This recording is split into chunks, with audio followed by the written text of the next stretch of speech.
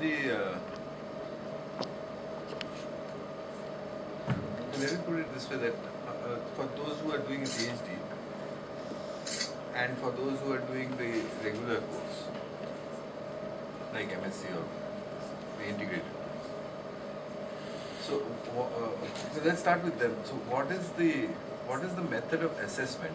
At the end of it, you will get a degree. So how is that assessed? What do you have to clear? Hey, Ovik, that's making too much noise. Already. Enough. What do you have to clear in order to get the degree? There are essentially two stages. Like we have our examinations every semester. Apart from that, everyone has to present a thesis. So and that carries around 24 credits, I guess. I'm not too sure. That's 15 plus 15. 9, 15 plus 9 or 50 something. So 20, around that many credits are carried. So you have to complete your project under one of the professors in this institute, and apart from that, the exams. Apart from that, the exams. And who evaluates the exams? Each individual course has a instructor. Okay. So that person evaluates. So that means your department's instructor couldn't correct his exam paper. No. And vice versa. If he has not taken that course, yeah. We can take minors in that case. In principle, they're allowed to take courses from other departments. So even if someone is, for example, majoring in physics, they're allowed to take some minor courses. It could be from chemistry, biology, maths. No, that I understand. But my question is that when you write your answer to the exam, that answer paper can, in your case, can be evaluated by someone from your department, but cannot be evaluated by someone from his department. No, usually the instructor who taught the course will evaluate the Will assessment. do the assessment. So that's the assessment system here. So now let's come to the PhD side of things. So what's the assessment system in PhD? I'm on second year. I completed the first 1.5 year in my PhD. After 2 years, they will do some assessment and I will become senior research fellow. So these 2 years you're doing courses, is it? No. For the first year of PhD, I have to do some coursework. The second year, I will be doing project activity, the PhD work. And who will evaluate that project? Actually, my guide and there will be other people. So as she said, so there's a comprehensive exam which is internal evaluation on whether she's qualified to continue with the PhD. That will be done after 2 years. But the project she is doing, so that will result, which is the PhD project, that will result in a thesis and publications. That evaluation is done by external examiners, where we suggest like 10 names, 5 from India and 5 from abroad. And the Senate chooses one internal examiner from India and one external from outside the country, and they send you feedback on the thesis work. And based on that, there may be corrections required in the thesis. It may be accepted. And then It's normal. It is normal PhD. So the point I'm trying to make is that in your final PhD thesis, after which you get your degree, do you get a grade? You don't get a grade. You either get the PhD or you don't get it, isn't it? Most people get. Yes. Imagine 5 years of work, you don't get a PhD. At the worst, what happens is people would write something very critical. They have to go back and redo some stuff. It may take you another year. That's the worst that can happen. Usually people get it. Well, actually, It's true for all over the world. I think getting into the PhD, that's the major decision of all. I don't know, in case it makes you feel any happier or sadder, in 30 years I have seen 2 people fail a PhD. Okay. Meaning the So 5 years. thesis was rejected outright. Yes, that this cannot be corrected. But I think 2 cases in 30 years is not too bad. Was that in India or? Both outside. Anyway, but that's not the point I was trying to make. The point I was trying to make is that up to the masters or the integrated masters level, you will get a grade and they won't get a grade. So why this difference then? because when you finish your masters, you need to select people who are eligible to go into a PhD program, right? So you need to segregate people into good students and bad students. So how do you do that without a grade? I mean, in a country which has a population as large as that of India, you have to segregate people, right? So, but if 3 PhDs in the outer coronal layer of the sun apply for a job, I might say the same thing, that what's your grade? Who's So got you A judge plus? me by the quality of, so there will be experts in the coronal. So they will be judging me based on the quality of my work, whether it has made any substantial contribution. That is how you judge me. But when you do a 5-year course, when you study stuff, so you have to differentiate between people who have, how much they have learned, how much they have taken in. How do you evaluate that? Right? So, I mean, it's mainly what you're saying is that it's not, doesn't make sense to give a grade there. Sorry? What you're saying is it doesn't really make a sense to give a grade to a PhD. Yes, because one thing is, because of the very less number of applicants, like when you apply for a postdoctoral position, I don't think the number is as huge as. But No, when you are applying go to an from, institute for a PhD, But is there that- there are about 500 applicants and only 2 or 3 will be selected.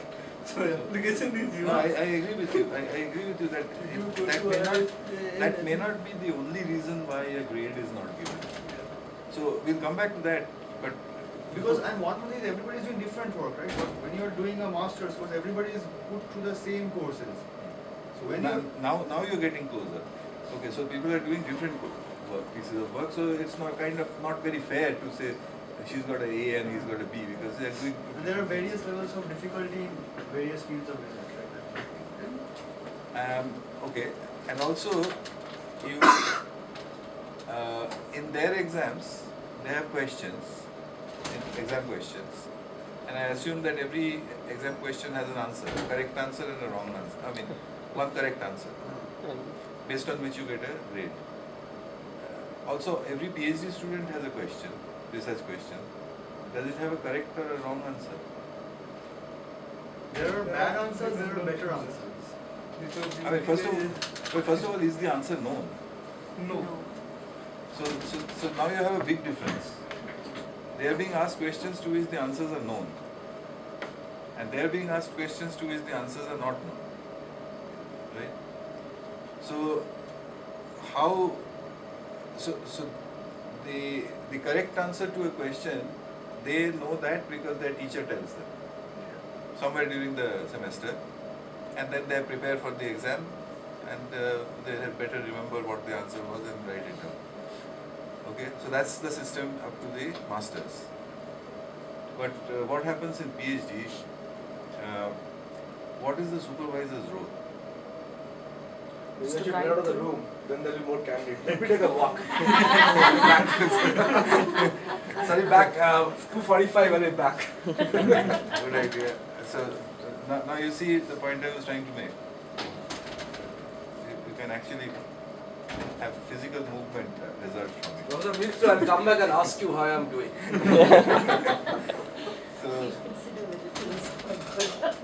So now we come back to the supervisor's role. So what is is he going to solve your problem? No, No. Does he know how to solve it? probably, hopefully. No, he does know the way. Yeah, I mean, he might vaguely know Rough idea. something, But rough if he ideas. knows, then what is the problem? So then what is his role? His use is supervise. Means he can guide you, he can help you to learn some techniques, and you know the techniques, and after that it is your job that how to solve the problem and how you tackle the problem. Just he can help some to know some new techniques on how to do experiments, that he can help.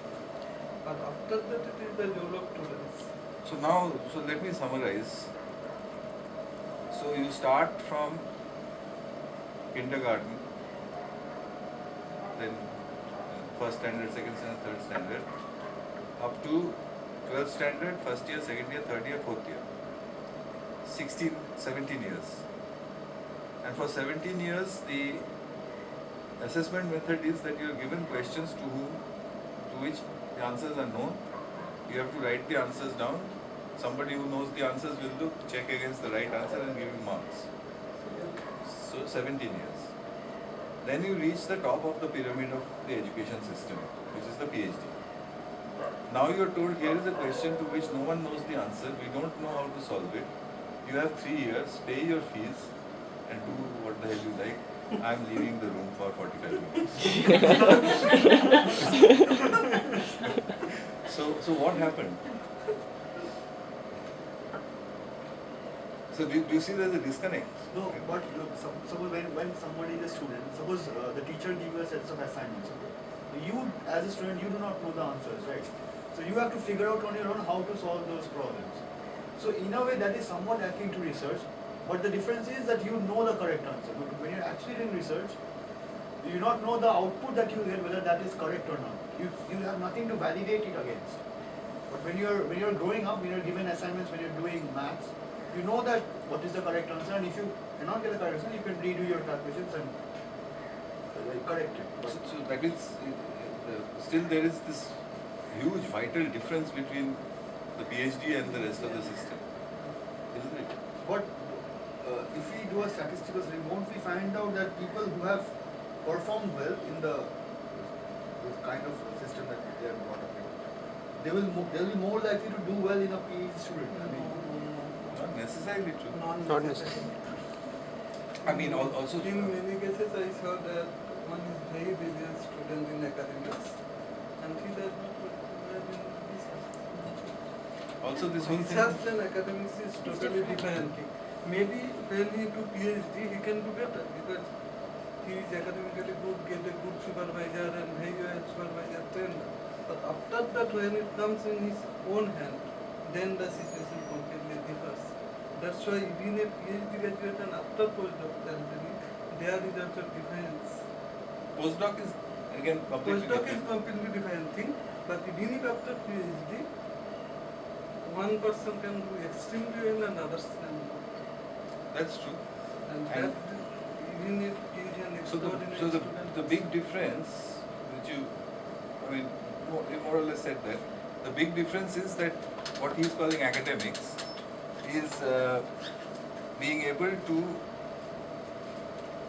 reproduce what others know.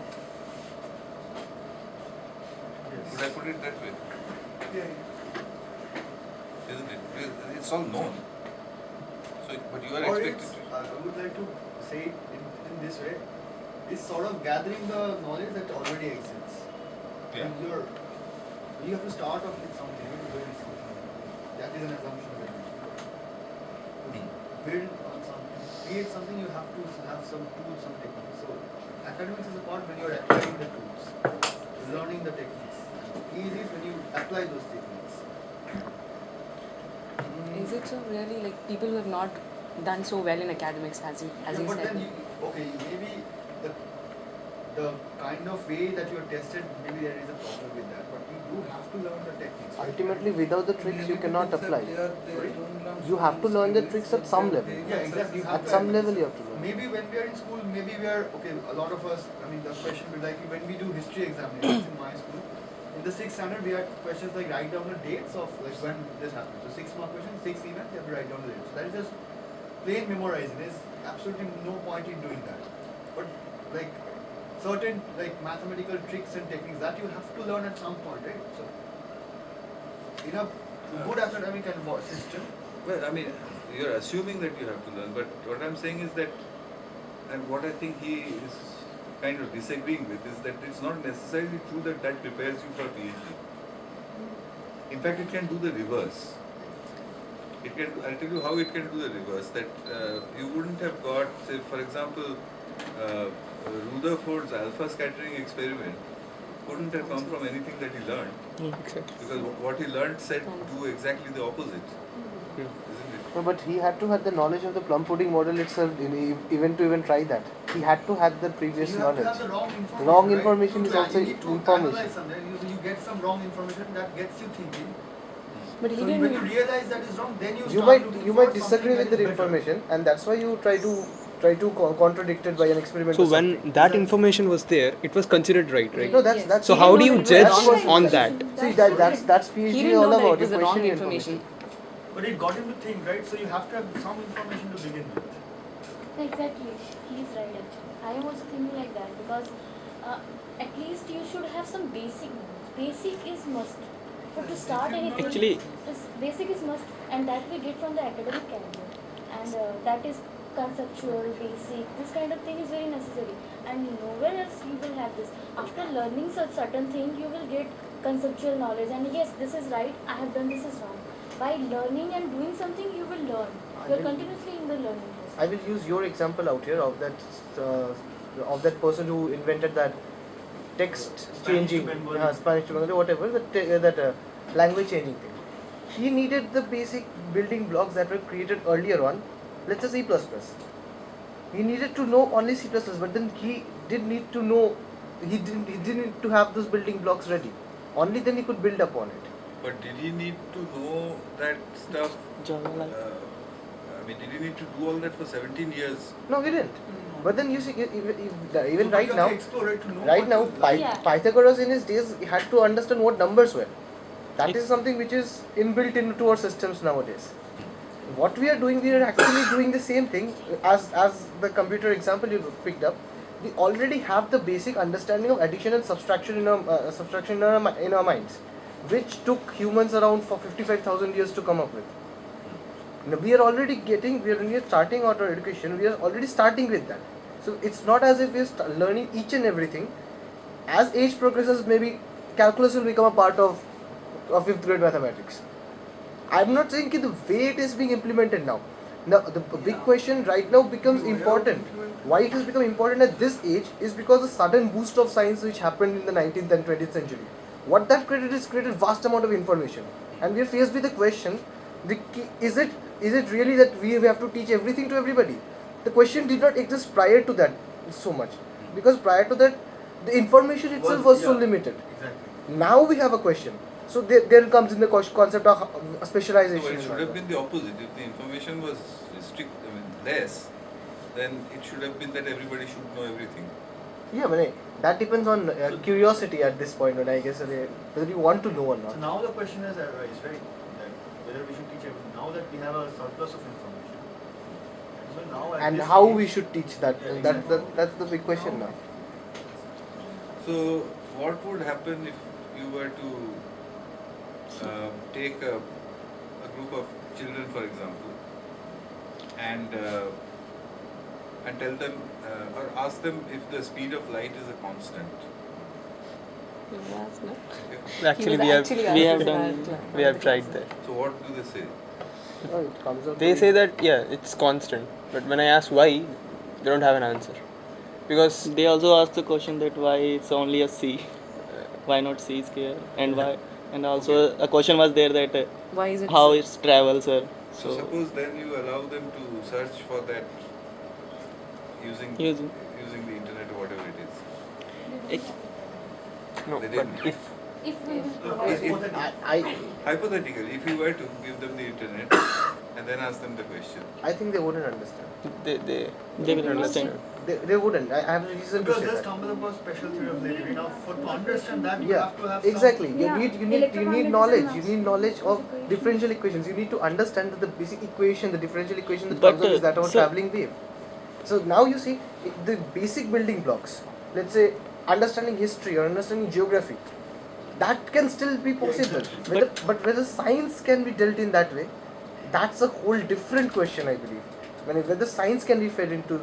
And fed also, I into have this. one more question. So So even- does Sir, also one that if you know your problem, you will find your way by your own. If you don't know the basics, you will go for the basic. But if you know the basics and you don't know the problem, what's the point of knowing that basics? So my thing is that Should be if problem only. so the academics we are doing, I don't think it should be. Means we are not having a problem. We are just learning each and means we are doing quantum this and these things, but we don't know what's the use of this. No, the We current don't know system is this. flawed. Current So system is flawed. it should be like this. We have given a problem like we do in our research in summer project. Sir gave us a problem and we do the study related to that.